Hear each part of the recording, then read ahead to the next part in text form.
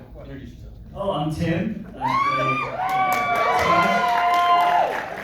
His name's Tim. He plays Timmy. Ryan. I play Ryan.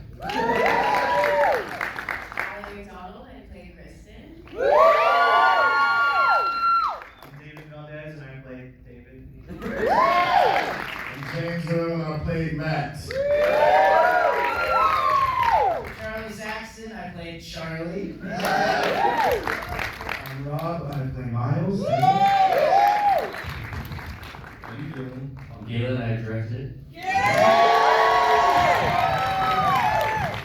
And I play the store employee. The Atlanta person. Well, most important role in the film. Then we'll have the audience, starting with you. Everyone introduce yourself. GAELAN and Charlie, our co-writers, director, our lovely producer, who's very nice to everyone. Why don't you guys tell us a little about how this project came together? It's a little bit of a in Garland dream. Well, we were depressed Yeah. about our careers, and we said we could either do therapy or make a movie. We were already doing therapy. So we started writing every day just about our experience of growing up being in bands and what it was like to have some level of fame 15 years ago and then slowly realize that that was it. And packaged all that up and we packaged all that up and put it into Ryan's character. Thank you for that. Yeah, and then the band. I'm curious, what was like. Here we go. All good. Just had to bump it. What it was like, playing the band dynamics As someone else. David, You don't need this. Please. Thanks, Ryan. Thank you. As a band, it was like acting and creating that dynamic. It felt very authentic and genuine. You can start them. I actually was in a band with Ryan for about 10 years. And I still am in a band with Charlie. We're playing this show Friday night. Everybody's invited. With Allie's band, Mermaid Island. Everybody is free, pull up. You guys are Pastor Weed's gonna be there. Pastor Weed's And we might have some magic. David some magic. Well, I'll just say,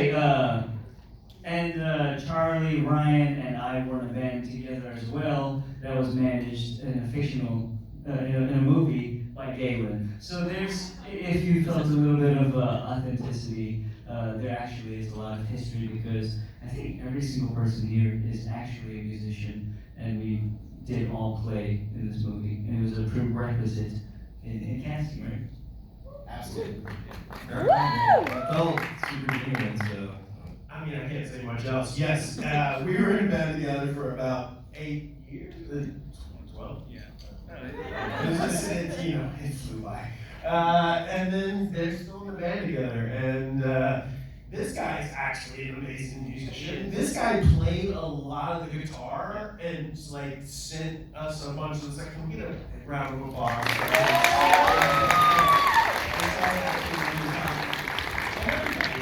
Yeah. Allie, she's ridiculously talented. This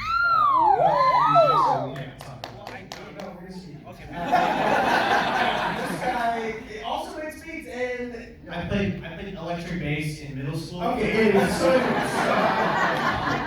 I was first chair at my school service. That counts. This guy also at the end here is an incredible drummer. People don't know this.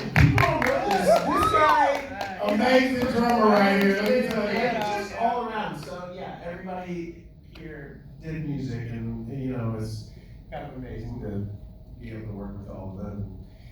Do a project about music. You guys are amazing. No, it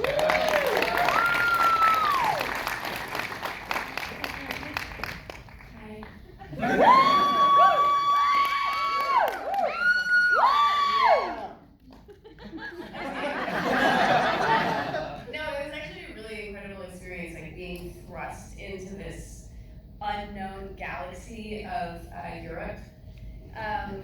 You know, and being in a band is a very intimate experience.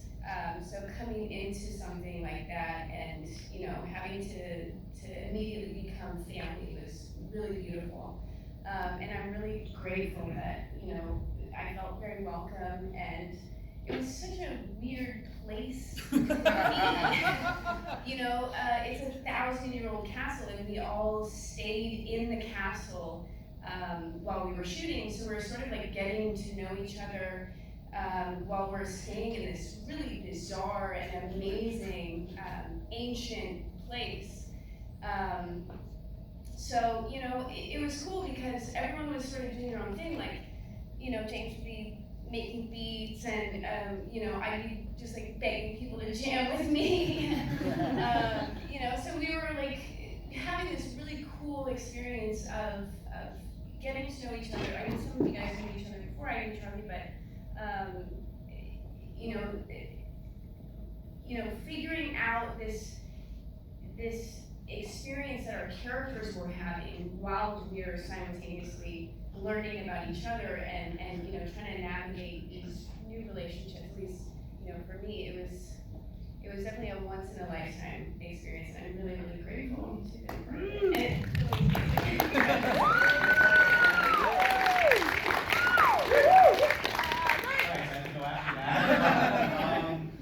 Yeah, I mean, similar to my character, I knew everyone probably the least. Everyone else has known each other for, you know, for 10 plus years. I like indirectly know Charlie. That's kind of how it all happened. We were working on 2 different plays at the same time, and we had like a shared green room. He was in like a super funny play where he played like Elvis, and I was in a super avant-garde play about the Holocaust. When I was 12 years old. It was my first acting job. That was fun to and then we never saw each other again after that, and then we ran into each other at the New Beverly. It was the craziest double feature ever. It was Irreversible, and then Lahane. Yeah. And then in between Irreversible, I'm just sitting there like shell-shocked because I had never seen And I'm going to the bathroom crying, calling my mom. And we just ran into each other, and I was like, hey, you probably don't remember me. And he thought I was a fan of him. I was like, this guy knows the deep cuts. He was like, were you in a play like 12 years ago? And I was like, holy shit, yeah, I was. And he was like, no, I was too. And I was like, oh, I'm an asshole. Yeah, so then we exchanged Instagrams, and then I did a Zoom session with Charlie and Galen, and then ended up in France a couple months later. And yeah, like I said, not to brag again, first chair, middle school. It's okay. And yeah, so I kind of had to just relearn how to play bass, and Tim also recorded a lot of the bass for this, and I and to make it extra hard, he played with a pick. I'd never played with a pick before. So yeah, we like the first couple nights we were in the castle, we just spent hours just jamming and like re-taught me how to play bass, and it looked like I did. So yeah, thank you guys all for bringing me in and making me a part of your family. We love you, David.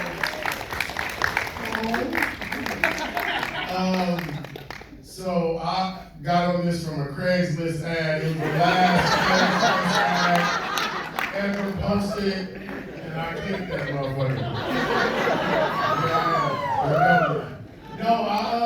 So one of the first shows I ever did was with Tim. We did a show called Glory Days on TBS back in the day, and me and my boy Charlie did a show on Fox called Cooper Barrett. And so these 2 guys, I mean, anybody you work with in Hollywood, you kind of like, especially when you do a show, you know them for the rest of your life. They like family. So Charlie hit me up like, yo, I got this movie, blah, blah, blah. And I looked at the script and I'm like, well, you know, you need some black people in this show. You got brothers in this motherfucker. I know Matt don't sound black, but he gonna be black today, goddamn. And yeah, but I read it and I just was like, yo, I'm down to do it. I did a Zoom audition with fucking Galen, and I was like, why does this grown man look like a baby on my Zoom? It was Galen. It was like a baby. I'm like, oh. And then I met him in France, and he had a baby, a real baby, with him. But I was like, they told me I did a Zoom audition for them, read the script, and anything, Charlie can call me about anything, and I'll pull up. Like, he could be like, yo, James, I just killed somebody. I'm gonna be like, well, wipe down the building, right? You know what I'm saying? Like, it's my boy. So they called me, they told me about this script, and I was like, look, I'm down to do it. It was a strike going on too, so it wasn't a lot of shit going on anyway. So it was this was an opportunity. My fucking managers and agents told me to say no. They're like, yo, turn it down, because agents and managers, they only want to get money. They don't care about passion and like love and vibes and like relationships and friends. So they was like, don't do this. I'm like, fuck y'all, I'm gonna fire y'all in 2 years. So, but this is what it was about, and I don't know if y'all see from when I got out the movie, it's a real story. It's not just about musicians. Like, I don't really play keys professionally, but I do act, and we all go through the same shit in acting. Like, we have opportunities where we're like, yo, we just did this big show that's gonna change our life, and then it gets canceled. And then you're back on the block. So I related to that so much. And I mean, round of applause for these guys once again.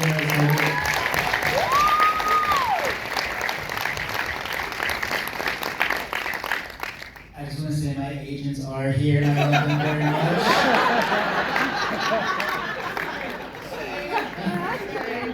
My agents, they didn't even come to this motherfucker. They're doing great. They're doing great. As you can tell, we had absolutely zero fun making this movie together. No, I think this question is going off the rails, Grant. We have our absent lead star. Oh, yeah. I think my name was mentioned more than I was in it. I hope it was good. I enjoyed this film because of Zoom with Charlie and Galen, and I fell in love with what they were doing. Young filmmakers trying to grasp something during a strike, and I'm like, luckily through Allie getting this connect, and I'm like, I'm jumping into that, and then I read the script, and I'm like, I've been him. It's an opportunity to play this guy. And I've been Miles. I've had to say goodbye to some people and go elevate. I don't know if it worked, but it was very fun. And then I sat down at a family dinner in the middle of nowhere, France, and somehow joined the family immediately. We played music all night, and it was so fun. So it was really fun. Everybody came in, just popped in at the end, and was acting like he was there the whole time. Pretty ass white boy coming in. Acting like he owned the motherfucker. Well, we had music and camaraderie, and that's part of those irreversible things. So, I'm curious about our cast member, the set of Castle. That's a really crazy story I've had the pleasure of hearing. So, Galen? Well, there's a gentleman here named Miles Copeland III. He was gracious enough. When we ran the movie, we watched a bunch of movies to inspire us. We watched this movie that was called. It's called Bring On the Night. It's a documentary about Sting, and I remember watching it, and I was just like, man, this Miles Copeland guy is like really eccentric and really cool, and I was more focused on him than I was Sting. And Galen, like 2 weeks later, was scouting castles in France, and he calls me and he says, bro, I found her castle, and you're never gonna believe who owns it.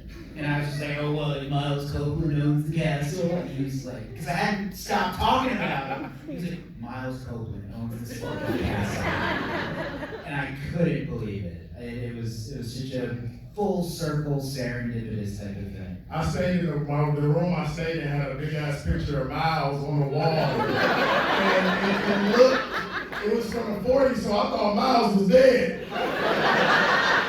And then at lunch, and Miles was walking across the fucking field, doing some work. I'm like, oh shit, he's still here. Miles is in the building today. Miles, you stand up for us. Miles, where you at, baby? Thanks for letting me that shit? I'm gonna give you a bill, James.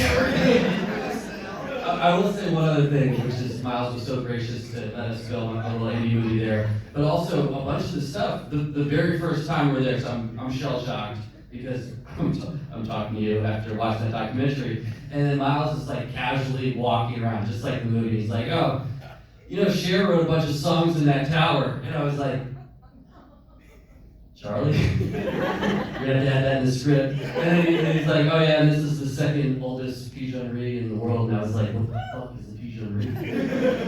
But this going in the movie, and it was just like that the whole time. And I mean, the castle really was a character. And I would just say, when we turned the cameras off, it's pretty much the same thing. Yeah, it was a movie, 24 hours. Yeah, sort of like documentary when we were staying there. I live with some squirrels too. I got a family of squirrels in my room and shit. And then I went Miles. I asked the lady that I was cooking food and shit. I said, "There's some squirrels in my room." And she went there and started laughing at me. I'm like, "Yo, get these motherfuckers out of here. I don't sleep with this shit. I sleep with roaches and ants and shit like that. I don't do squirrels."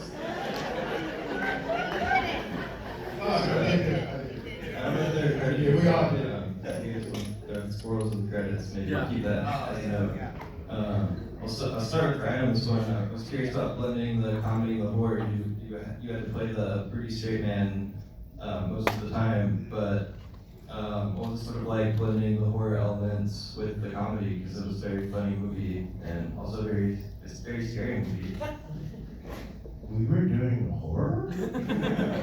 No, I think, you know, you just play it. Yeah, I played it like a drama. I feel like where I do almost every time, you play the real of the scenario. And with these guys, it was pretty easy. You know, everybody is friends, and Tim and I were in a band for what? How many years? 10 years. I hated him for 10 years. You know, these fights were real. And I think that's across the board. Like, everybody kind of fell in suit. Like, Rob came along later. He's kind of a jerk, but he showed up. And no, everybody was real and everybody was friends. And so all those talking over each other and ad-libbing. He wants to act like he wrote it. He didn't. We just ad-libbed the whole movie. It was real and fun. So yeah. When we were writing the script, we had an Excel spreadsheet that was just ways to torture Ryan. And it was literally, emotionally, metaphysically, whatever. And through that's kind of where we incorporated a lot of the horror elements. As well as very vulnerable conversations with Galen and myself, being like, "Hey man, so like, what are you really afraid of? Like, what are you truly scared of?" And yeah. So definitely translated to Ryan. Thank you. I'm gonna pass the mic. Yeah, I mean, I want to talk to you about that Taco Bell commercial at the end because that really hit. So, if you guys can speak to that at all. I think Galen needs this one. I mean, number one, I just love Mexican food. So sorry there. No, we always knew that was going to be sort of the Black Mirror coda to the movie, and I don't know, Charlie, how would it was one of the first things we wrote when we were coming up with the film. Yeah, and the dude who did the voiceover for the Taco Bell commercial. He used to do the voice for that Outback Steakhouse commercial. Yeah. But, Bill Nevis. I think he's here. Alex, are you here? Okay. Well, crikey, right? But I would say we purposely didn't put any music over the credits because we didn't want to sway how people interpret the ending and just leave it at that. Yeah, well, I think that's, I don't know how we're doing time, but Shout out to Joe Simmons. Shout out to Joe Simmons. Where are you, Joe? That's the black nigga Simmons. Joe Simon, stand up for us one time, the DP. Let's go.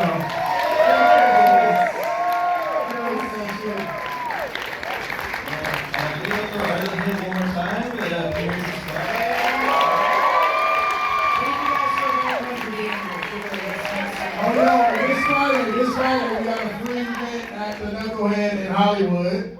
And we got Mermaid Island. On Friday, Yes. hosted by James Earl. Yes. Much better Much Better performing. is playing. Yeah. Mermaid Island is playing. All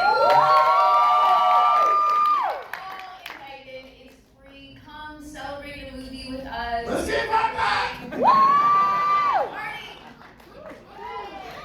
I like to play some drums too. Oh my God, play buckets. Oh, yeah, come on. It's a talent show now. Fuck everybody. Thank you all so much. Thank you so much. If you rap, come rap. Fuck it. You know the break dance like the Australians come to.